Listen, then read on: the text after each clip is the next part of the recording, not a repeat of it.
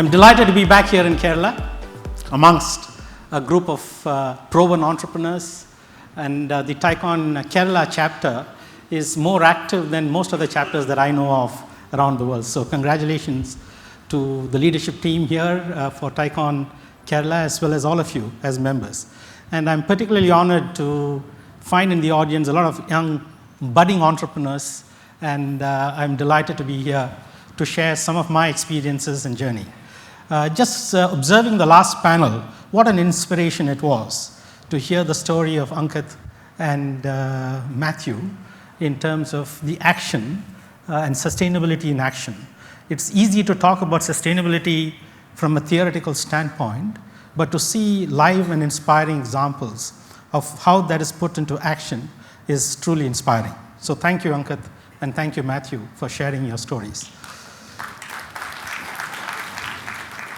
As Anjali mentioned, the organizers have asked me to speak today about what kind of planet do we want to leave for our children. But they also reminded me that as a Keralite and being at the TiECon Kerala conference, that I should also take some time to explain my entrepreneurial journey. So I will divide my talk today into two parts. The first part, I will talk about what kind of planet we want to leave for children. And in the second part, I'll share some life experiences of my own entrepreneurial journey over the course of the last roughly 30 odd years. But I'm going to be speaking on the first topic from two vantage points. One, as the co-founder and group CEO of Olam, which is a relatively young company, we are 30 years old.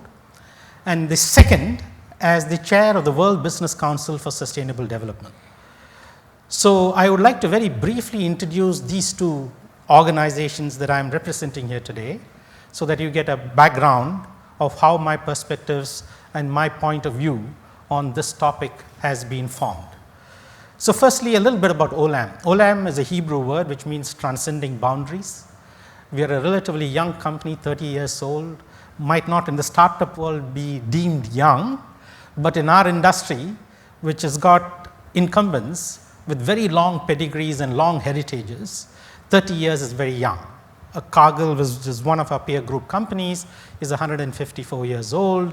Louis Dreyfus is 167 years old. ADM is 100 years old. Bunge is almost 198 years old. Ecom is more than 200 years old. ED&F Man is 245 years old. And if you look at the Japanese competitors like Sumitomo, they are 440-year-old companies. So we are still a young infant, a toddler, beginning and learning to walk. And that is the context when I said we are a relatively young company. We are a leading global food and agribusiness. We operate across 18 global supply chains. And within that, we are specifically involved in 47 supply chains around the world. We are integrated in that value chain, upstream in farming and plantations. We are probably the world's largest corporate farmer. We have over 2.8 million hectares under cultivation, 26 different crops in 21 different countries. We are also engaged in the origination, the logistics, and the supply chain and trading piece in the center. We are also involved in manufacturing the various agricultural raw materials that we grow, that we originate into intermediate products. So we have 206 manufacturing facilities around the world, converting cocoa beans into cocoa butter powder liquor cake, or green coffee into soluble coffee, or peanuts into peanut paste, or tomatoes into tomato paste, and so on and so forth. We employ about 78,500 people worldwide. We are present in about 66 countries. We offer our products to over 23,000 customers on a worldwide basis. We are differentiated in a couple of aspects. Firstly, at the origin end, the grower end, we out-origin our competition, which means we go and buy from the lowest level of aggregation possible, or we buy directly, or we grow them directly ourselves. So we work with 4.8 million farmers around the world who are part of our ecosystem and our supply chain. In addition to that, we grow this stuff ourselves. So we are differentiated there in terms of participating at the lowest level of aggregation possible in that supply chain. We are also differentiated at the customer end, where we provide many value-added solutions and services in addition to the physical raw material or the value-added ingredients that we deliver them. everything from sustainable products, and I'll give you some examples of how we made sustainability a true differentiator for us with our customers. So that's a little bit about Olam. The World Business Council for Sustainable Development, the other hat that I'm wearing today, is a CEO-led global alliance of about 200 CEOs who have come together from the private sector, cutting across all sectors, all geographies. Together, we have revenues of about $8.9 trillion. We employ about 20 million people worldwide, and we are from multiple sectors: oil and gas, pharma, global food and agri-businesses, the financial services sector. So it's across sectoral thing. And our goal, our mission is to enable the private sector to transition into becoming more sustainable, and the more sustainable private sector companies to make them more successful. And our vision is that the 9.5 or 10 billion people that is going to inhabit this planet by 2050, we want them all to live well within the planetary boundaries, and I'll talk a little bit more about the planetary boundaries. In order to achieve this vision and this mission, we believe that we have to achieve systems transformation in 6 meta systems. The first is on climate and energy. We need to decarbonize the global economy if we have to really leave a planet that is worthy of our children. So that's the first system that we need to transform. The second program that we have, and the second meta system that we are seeking to transform, is circularity. Is about preventing waste and developing a circular economy. We believe we have to address everything from plastic waste to food waste. A third of the food that we produce today is wasted. The annual waste of food that we produce with very much carbon intensity and water intensity is worth about $1 trillion. $1 trillion worth of food that we produce is wasted while 817 million people go to bed hungry every day. So that's a travesty. So that's the second system that we need to change. The third system that we need to change is food and nature. We have to produce food on a more sustainable basis. How are we going to meet the challenge of feeding a growing population, clothing a growing population? How do we provide more food, feed and fiber to a growing population estimated to be 9.5 to 10 billion people in a medium and high fertility scenario by 2050 without destroying the planet? Of course we can produce that food, but if it comes at the cost of destroying our planet, that's not a sustainable way of meeting that challenge. The fourth thing is about urbanization and urban mobility. Right? There is a revolution in urbanization that is occurring across the world, including in India. India is now 31% urbanized, China is 51% urbanized. Many of Latin American countries are now 74% urbanized on an average. Africa is about 40% urbanized. Vietnam, Indonesia, Thailand, India, we're all urbanizing extremely fast. And people are migrating from rural areas to urban centers like at rates that has never happened before for us. And they're actually moving from rural poverty to urban slums. So unless we can change that system, we're not going to be able to change the world. The fifth is about people. With the onset of massive innovation and technology breakthroughs, artificial intelligence, robotics, digitalization, nanotechnology, biotechnology, and all of the massive technological disruptions, the future of work is going to be critical. Many of the existing jobs are not going to exist, and we have to make sure that the people who are going to be left behind by the technological disruption are taken care of, and we provide a way of reskilling and retooling them to earn a livelihood in the new economy. So that's the fifth meta system that we need to change. And the last and final meta system that we focus on is redefining value. We are all entrepreneurs in this room. Many of us are from the private sector. And the key that will unlock our journeys and transitions to become more sustainable, for me, is in the way we manage and measure things, or the way we look at measuring value. That's the key. Today, our accounting and financial systems only allow us to measure financial and economic capital. But we spend a lot of money on things that today in the P&L appear as expenses, but in true essence, those investments in human capital or natural capital or social capital or intangible capital or intellectual capital are creating strategic assets that will, in the long term, create long-term economic value. But if we are not going to change the way we measure value, in the mid 70s, if you looked at the S&P 500 companies, only 15% of their market cap was explained by intangible assets, and 85% of the market cap was explained by tangible assets. The latest survey that was done in 2015 shows just the reverse. Only 14% of the S&P 500 companies' market cap is explained by tangible assets, and 86% of the market value of the S&P 500 companies are now explained by intangible assets, which are not measurable or measured or tracked, and is therefore not a center of our focus. So the sixth system that we need to change, if you were to change the world, is really redefine the way we measure value. And that's what we do at WBCSD. So with this, let me get on to the first part of my speech today, which is about what kind of planet do we want to leave our children.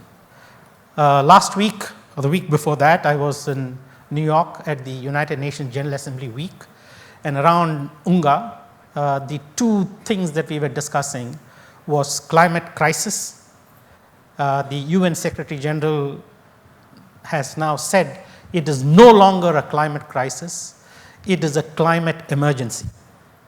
We thought we had time till 2050 to bend the curves in terms of the climate action, man-made climate change impacts, but now we are told by the latest IPCC report that we really have a 12-year window, no, 11 years now, that by 2030, if you do not materially bend the curves on man-made impacts on climate change, we are going to store up or enter what they call a hot house Earth scenario, which means global temperatures could potentially rise between 4 and 5 degrees centigrade, which would have catastrophic consequences to everything from food production to global economy, jobs, geopolitical issues, because many of these things are interrelated with interlocked causes.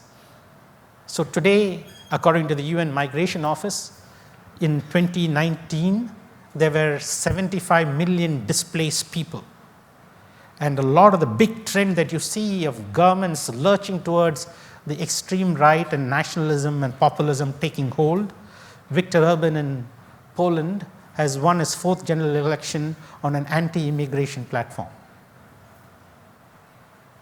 The UN also says frighteningly that by 2030, 1 billion people could be forced migrants as a result of environmental issues, as a result of war and geopolitics, as a result of social issues and economic issues. If 75 million people being displaced today is already causing us an existential crisis, particularly in Europe. Nigeria today is the poverty capital of the world.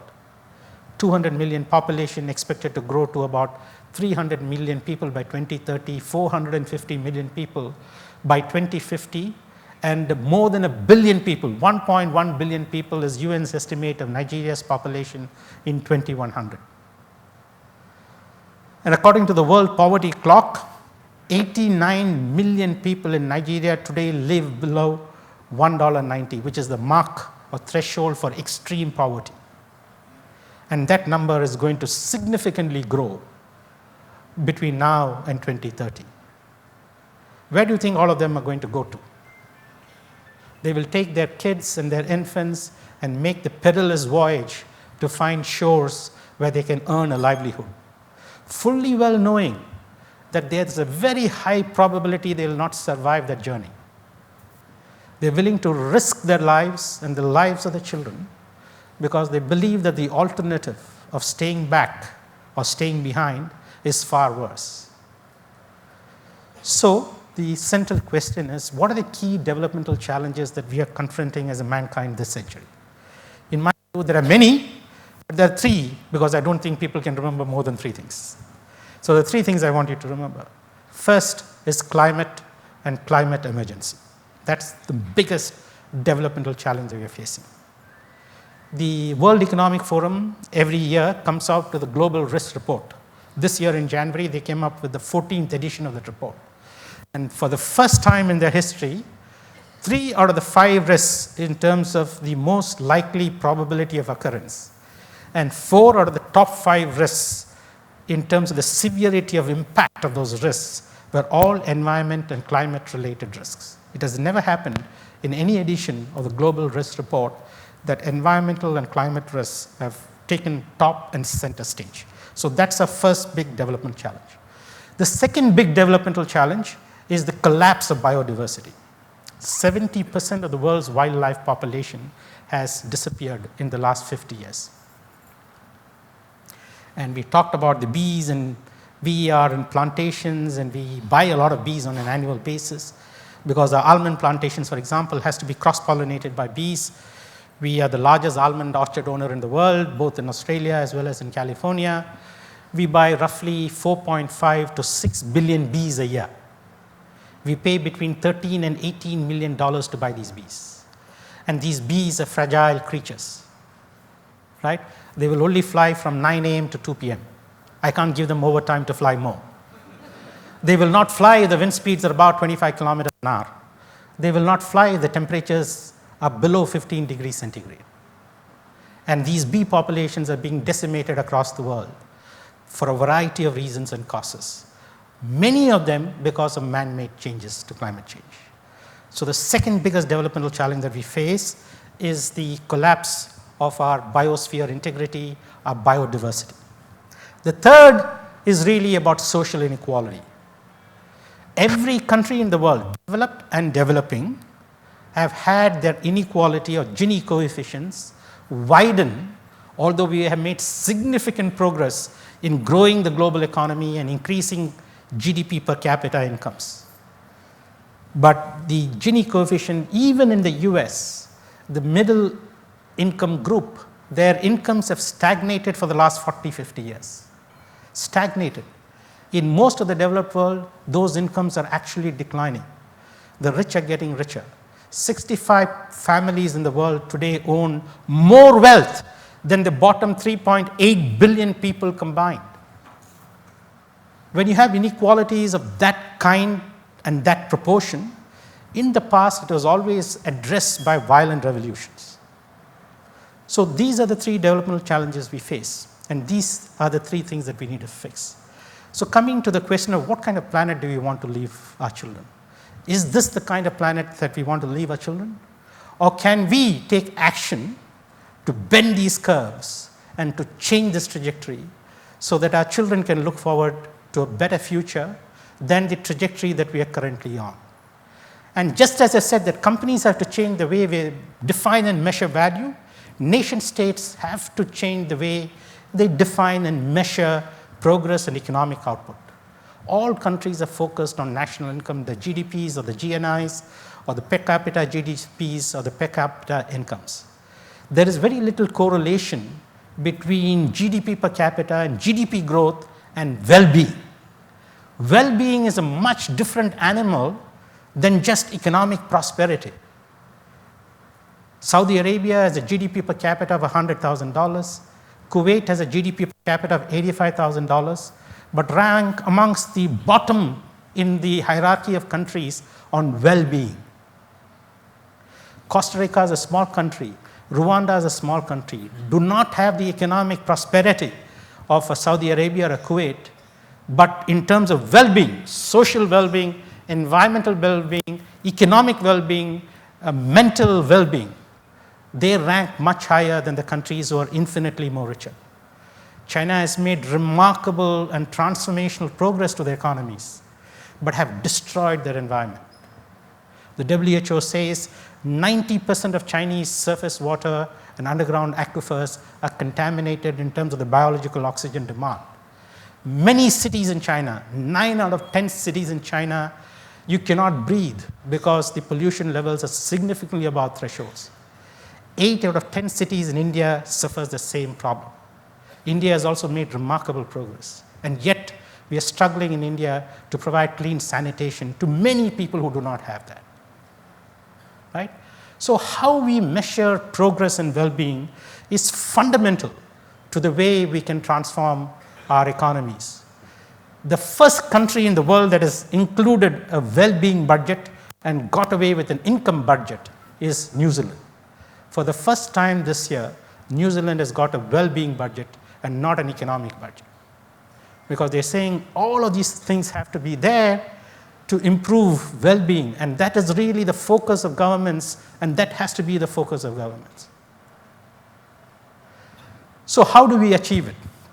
And what is the kind of world that we want to leave our children? If I ask each of you in this room, in this audience, you might have a different version of what you want the future to look like.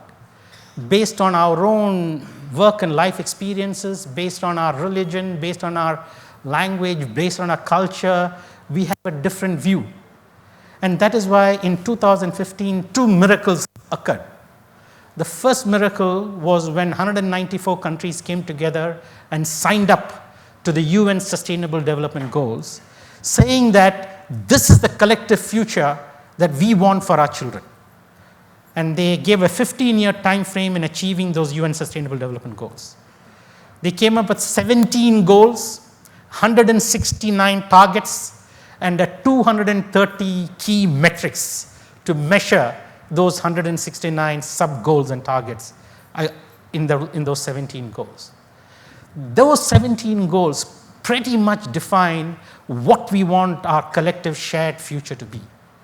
Just imagine 2 countries coming together on anything. Forget 2 countries. Karnataka and Tamil Nadu will not agree on the Kaveri River water sharing rights. So for 194 countries to come together and agree on 17 sustainable development goals, 169 targets, 230 metrics, I think it is a miracle. So let's look at what they asked for, or what they wished for, or what they are desiring or envisioning to happen, and question whether any of us in this room will disagree with any of those 17 goals. If you don't and you agree with those 17 goals, then that is the kind of future that we want for our children. The first goal is to end extreme poverty. I don't think anybody in this room will disagree with that. The second goal is zero hunger. Nobody should go to bed hungry. That's the second goal. Nobody can disagree with that. The third goal is good health and well-being, including mental well-being, good health and well-being. The fourth goal is quality education. We should be able to provide quality education to all. The fifth goal is gender equality. The sixth goal is clean water and sanitation. The seventh goal is clean and affordable energy. The eighth goal is economic growth and decent jobs. The ninth goal is infrastructure, innovation, and industrialization. The 10th goal is reduced inequalities. The 11th goal is sustainable cities and communities. Sustainable cities and communities. The 12th goal is responsible production and responsible consumption, circular economy, no waste. The 13th goal is climate action. The 14th goal is to protect life below water. Our marine life is being destroyed because of ocean acidification and everything else. The 15th goal is life above water. We saw about what Matthew talked about, the impacts of forestation, deforestation. The 16th goal is peace, justice, and strong institutions.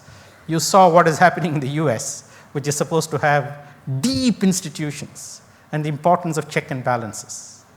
And the final goal is partnership for achieving these 17 goals. Because these goals cannot be happening or cannot be realized by one person acting. It can only come by creating unusual collaborations. So these are the 17 goals. I'm not going to go through the 169 targets and the 230 metrics. But is there anybody in this room who disagree with these 17 goals? If you do not, then this is what we want the future to look like for our children. A world with no poverty, no hunger, with good health and well-being, with quality education, with gender equality, with clean water and sanitation, clean and affordable energy, and so on and so forth. I can spend a couple of days going through each of this in detail, I can't. Don't have the time. But I'll take 3 or 4 or 5 of them very quickly to talk to you about where we stand and what we need to do. So let's start with the first UN Sustainable Development Goal, which is to eliminate extreme poverty. Extreme poverty is defined as $1.90 a day. It was $1.25 before, it is now $1.90 a day. This definition of extreme poverty is not a multi-dimensional definition of poverty. This only looks at the economic aspect. But for me, the more relevant aspect of poverty is the multi-dimensional index of measuring poverty, which is not only about that $1.90 threshold income, but all the other things that will put a person in the poverty trap forever if it is not addressed. So in 2000, when the UN came up with the Millennium Development Goals, which was supposed to be completed in 2015, the Millennium Development Goals had a target of halving the world's extremely poor from the 1990 base of 36% of the world's population in 1990 was extremely poor, below this poverty line. They said we should halve it by 2015, and they exceeded the target. We had 1.9 billion people who were poor in 1990, and they reduced it, instead of reducing it to 18%, they reduced it all the way to 12%.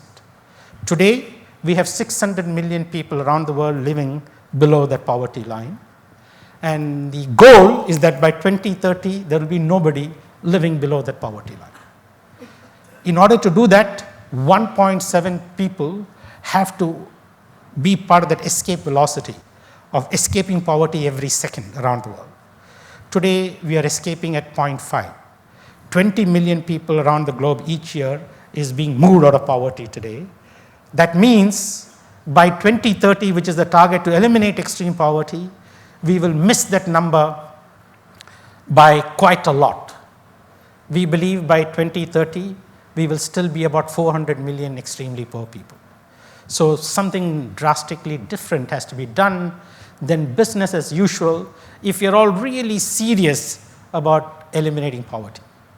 India has done a remarkable job on reducing extreme poverty, but still the third largest population of extremely poor people below 190 is in India. So the largest, as I said, is Nigeria, 89 million people, the Democratic Republic of Congo, 58 million people, and India, 55 million people. But India is currently on the trajectory that by 2030, it will have all of its people above that $1.90 line. But there will be 17 countries which will be increasing the number of extremely poor people.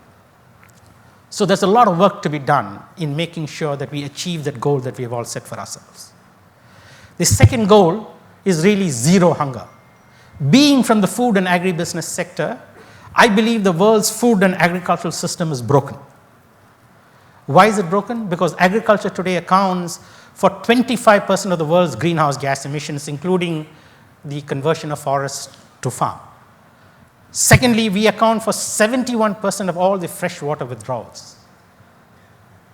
And thirdly, we account for about 75% of all the biodiversity destruction in the world over the course of the last 100 years. Agriculture is the single biggest contributor for biosystem collapse. And FAO commissioned TrueCost, a consulting agency, to look at the externalities. In Matthew's presentation, he's talked a lot about externalities. So what are these externalities? These are the benefits that we derive from Mother Nature to produce the food that we all eat, right? But because Mother Nature's back office is not set up, it is not issuing us those invoices. So these are externalities that we are not able to price and cost, and therefore we do not know the true cost of food production. So this study that FAO did in 2015 came out by measuring the 4 major food crops that are grown in the world. They covered 80% of the growing regions for those 4 major food crops: rice, wheat, corn, and soybean.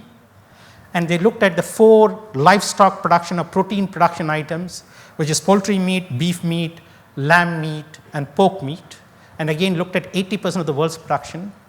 And they estimated to produce 80% of the world's 4 major crops, the total externalities, benefits that we derive from nature to produce that, is to the tune of $1.15 trillion annually.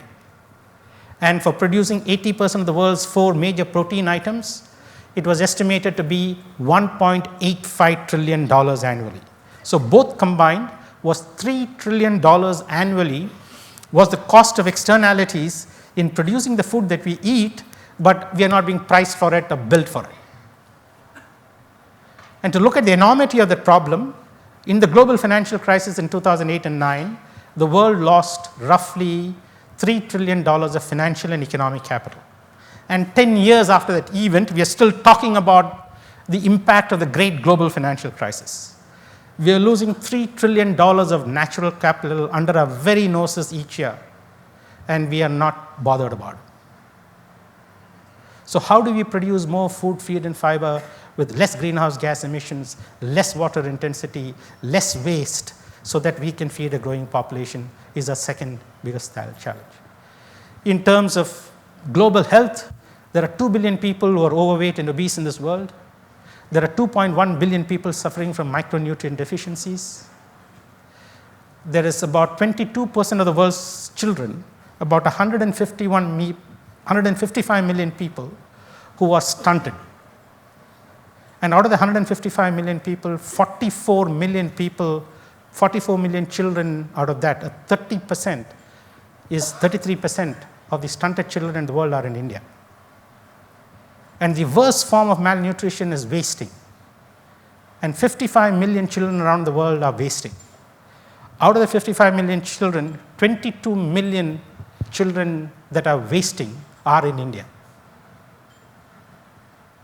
Right? So from a global health standpoint, we have a lot to do. There are 9 health indicators that WHO has agreed with all the participating countries. And there was a certain target that we needed to achieve on those 9 health indicators by 2030.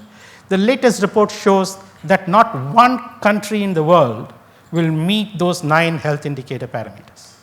Not one. And there are 10 countries in the world which are expected to meet 4, and that's the maximum that anybody is expected to meet. So how do we provide affordable health care to a growing population if we want that kind of a world as the future that we want to leave for our children? The fourth is quality education. 745 million adults are still illiterate. 116 million children do not even attend primary school. A bigger proportion of them are women. How are we going to provide quality education for all those who need it? And how are we going to reduce illiteracy and lack of education? Because poverty and education are inextricably linked. More than half the world's poor are illiterate and do not have access to education. The next thing, and I'll stop with that, is really about gender equality. Where do we stand on gender equality? The Global Gender Gap report that came out in December of 2018 shows that the gender equality gap improved by just 0.03% in 2018. 0.03%. And across the last 12 years, it has improved by 3.6%. At this rate, it will take us 202 years to close the gender equality gap. For those of you who have daughters, would you want to leave a world where they are disadvantaged into perpetuity? From an educational standpoint, health standpoint, opportunity standpoint, job standpoint, pay parity standpoint. So this is the future that we are all envisioning or envisaging to leave for our children.